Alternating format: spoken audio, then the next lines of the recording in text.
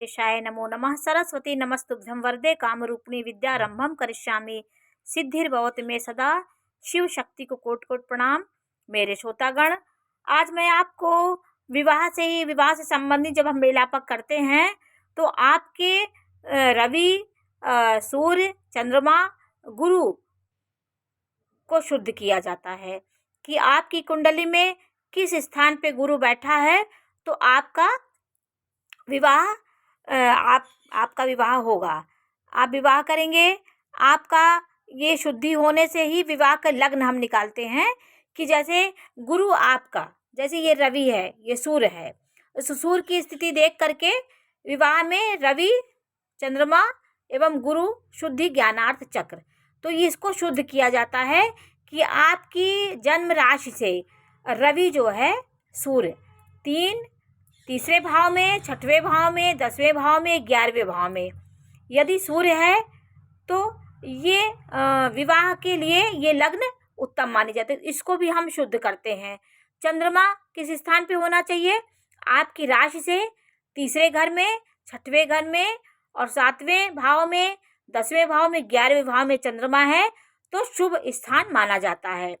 वो ये सब भाव हमारी लग्न निकलने में बहुत अच्छे माने जाते हैं। इस जगह पे आपका अगर चंद्रमा है आपकी राशि से तो बहुत अच्छा माना जाता है। यदि गुरु है, दूसरे में है, 5वें में है, 7वें में है, 9वें में और 10वें भाव में आपका गुरु है, आपकी शादी जैसे तय हुई तो आपका गुरु किस भाव में है तो आपकी लग्न उससे भी शुद्ध की जाती है कि आपका लग्न का गुरु अच्छी पोजीशन में है, अच्छे भाव में है तो आपका लग्न बहुत उत्तम है, लग्न बहुत अच्छा निकला है। तो कई चीज़ों का मेल करके हम लोग लग्न को शुद्ध करते हैं कि आपकी ग्रह अनुकूल है तो आपका विवाह भी अच्छा होगा और लग्न भी आपकी राशि भी अच्छी है। तो इस समय गुरु की स्थिति क्या है?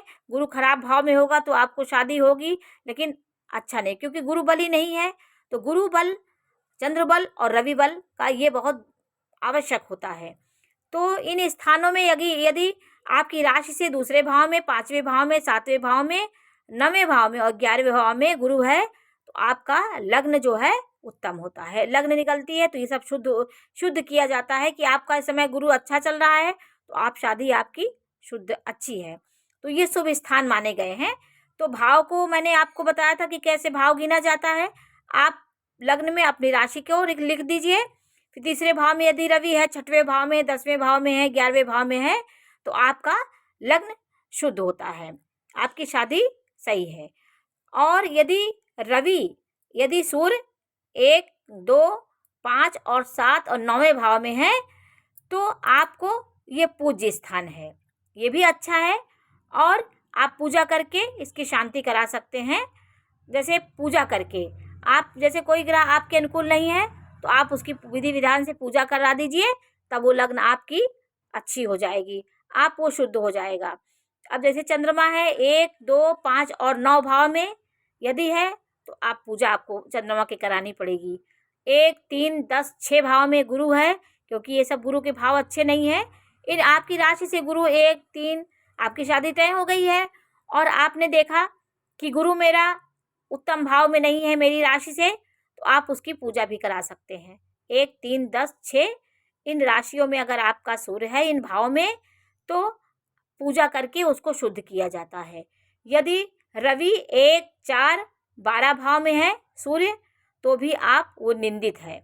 आपको ये कहा जाता है कि आप इस समय आपका शादी का योग नहीं है, निंदनीय स्थान पे आपके ग्रह बैठे हैं। चंद्रमा भी 4, 8, 12 में हो तो भी निंदित स्थान है और गुरु 4, 8, 12 में हो तो निंदित स्थान होता है। तो कैसे हम किस स्थान पे हो, गुरु हो, चंद्रमा हो, तो 3 ग्रहों की बली स्थिति से हम ग्रह को शुद्ध करते हैं और अनुकूल नहीं है तो उसके पूजा पाठ का विधान भी हमारे ज्योतिष शास्त्र ने बताया है। तो जो पूजा पाठ भी करके हम उस ग्रह को अच्छा करा देते हैं। गुण मिलन के बाद भी बहुत चीज़ें ऐसी होती हैं, जैसे गुण आपका बहुत अच्छा मिल गया तो आपको ये भी देखना पड़ेगा आपकी लड़की काल सर्प योग तो नहीं है, आपकी लड़की विष योग तो नहीं है। कई बातों को हम ध्यान देते हैं तब जाके हमारी कुंडली परिपूर्ण होती है और ये सब भी द योग से मिलते हैं। आपका ये एक माध्यम होता है कि आपने कुंडली मिलाई, लेकिन हमारा शादी ब्याह ये कई जन्मों का रिश्ता होता है। ये हम धरती पे आए हैं, हमारा इससे अटूट रिश्ता संबंध बना है। कैसे बनता है ये सब हमारे, ये सब चीज़ें, विचार तो ज़रूरी है, विचार आप करिए, बहुत दोष तो नहीं है। ये हम अपने जानकारी के लिए सब करते हैं, लेकिन जिससे मेरा बंधन बंधना है वो ईश्वर उसको तय करते हैं। नमस्कार। आपके कर्मों के माध्यम से भी ये सब होता है, तय होता है। नमस्कार।